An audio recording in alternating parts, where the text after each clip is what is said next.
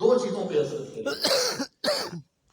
ایک بیان فرمایا وَيَوْمَ يَعَدُّ الظَّالِمُ عَلَى يَدَيْهِ يَقُولُ يَا لَيْتَنِي اتَّخَذْتُ مَعَ الرَّسُولِ سَبِيلًا.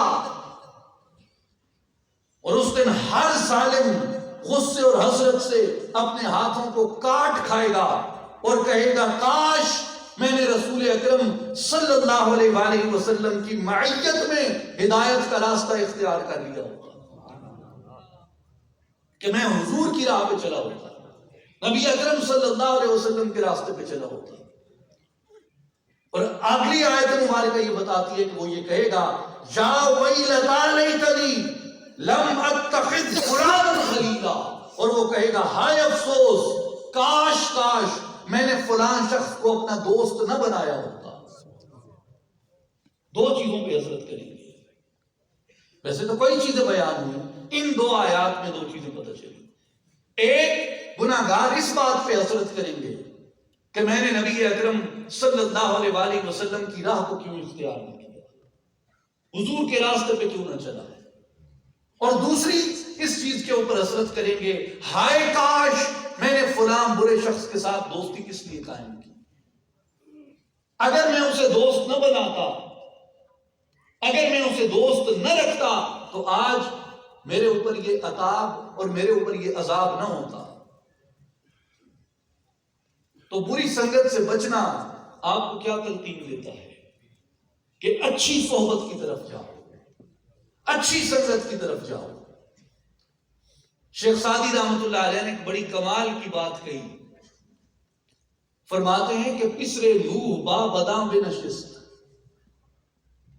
پسرے روح با بداں بے نشست خاندان نبوتش گم شد, سگے اصحاب کہف روزے چند پائے نیکاں گرفت و مردم شد. کیا ہوا؟ دو واقعات ہیں قرآن میں, دو واقعات ہیں. ایک نوح علیہ السلام کے بیٹے کا ہے اور ایک اصحاب کہف کے کتے کا ہے. کہا کہ پسرے نوح علیہ السلام کا بیٹا بابداں بنشست بروں کی صحبت میں بیٹھ گیا. کس کا بیٹا ہے؟ پیغمبر کا بیٹا ہے, نبی کا بیٹا ہے, لیکن بیٹھا کس کے ساتھ؟ بروں کی صحبت میں. تو صحبت نے اپنا رنگ چڑھایا. جب صحبت نے اپنا رنگ چڑھایا تو کیا ہوا؟ خاندان نبوتش گم شد, اپنی نبوت کے خاندان کو گم کر بیٹھا, اسے بلا بیٹھا.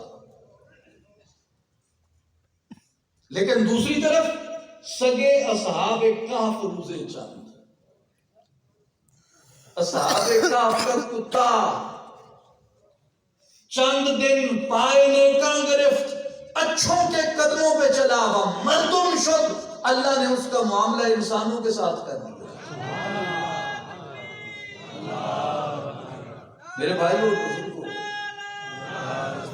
میرے دوستوں اور ساتھیوں, سنگت کتنا فیض دیتی ہے, صحبت کتنا فیض دیتی ہے. جس کے پیچھے چلتے ہیں وہ اپنا کتنا رنگ چڑھاتا ہے کہ قیامت کے دن بھی بندہ بری صحبت کے اوپر حسرت کرے گا.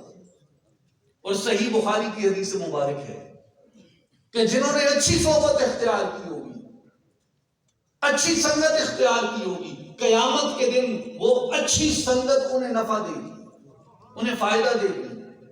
صحیح بخاری میں نبی اکرم شاہ الاولیاء صلی اللہ علیہ وآلہ وسلم کا ارشاد مبارک ہے. حضور نے فرمایا کہ لوگوں, قیامت کے دن مومن اللہ کی بارگاہ میں جھگڑا کریں گے, اللہ کی بارگاہ میں جھگڑا کریں گے. کیسے؟ اللہ مومنین کی بخشش کر دے گا, اپنے اولیاء کی بخشش کر دے گا. وہ کھڑے ہو جائیں گے, جھگڑا کریں گے. کیا جھگڑا کریں گے؟ مولا فلاں فلاں فلاں فلاں فلاں فلاں فلاں بندے ہمارے ساتھ روزے رکھتے تھے, ہمارے ساتھ نمازیں پڑھتے تھے, ہمارے ساتھ اچھے اعمال کرتے تھے, وہ جہنم میں ہیں. جب تک وہ جہنم میں ہیں تب تک ہم جنت میں نہیں جائیں گے. اللہ تبارک و تعالیٰ فرمائے گا کہ اے میرے بندو جاؤ, جہنم کی آگ میں نے تمہارے اوپر حرام کر دی, جاؤ جہنم میں, لوگوں کو جنہیں تم جانتے ہو، جو تمہارے ساتھ نیک اعمال کرتے تھے، ان میں جس کے سینے میں ایک دینار جتنا ایمان ہو اسے نکال کے لے آؤ۔ کتنا ایمان ہو؟ دینار جتنا ایمان ہو وہ بھی نکال کے لے آؤ۔ وہ جائیں گے، جن کے سینوں میں دینار برابر ایمان ہوگا انہیں نکال کے لے آؤ، اور آ کے جنت کو نہیں چلے جائیں گے، بلکہ نبی اکرم صلی اللہ علیہ وسلم فرماتے ہیں کہ وہ آ کے اللہ کے روبرو پھر کھڑے ہو جائیں گے۔ اللہ فرمائے گا میرے بندو اب کیا چاہتے ہو؟ وہ عرض کریں کہ مولا کچھ رہ گئے ہیں۔ رب ذوالجلال فرمائے گا اچھا جاؤ، جن کے سینوں میں آدھے دینار جتنا ایمان ہے ان کو بھی نکال کے لے آؤ۔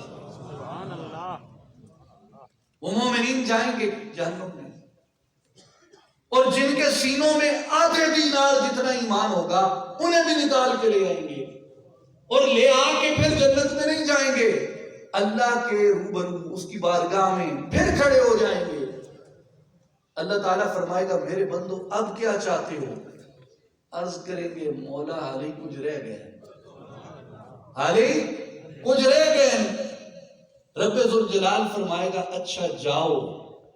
اب پہلے کن کے بارے میں کہا؟ جن کے سینے میں دینار جتنا ایمان ہو، پھر کہا جن کے سینے میں آدھے دینار جتنا ایمان ہو، پھر فرمائے گا جن کے سینے میں ایک ذرہ بھر بھی ایمان پاؤ ان کو بھی لے آؤ۔ تو وہ جائیں گے اور ان کو بھی لے آئیں گے۔ اس لیے مولانا جلال الدین رومی نے کہا تھا یک زمانہ صحبت باولیاء،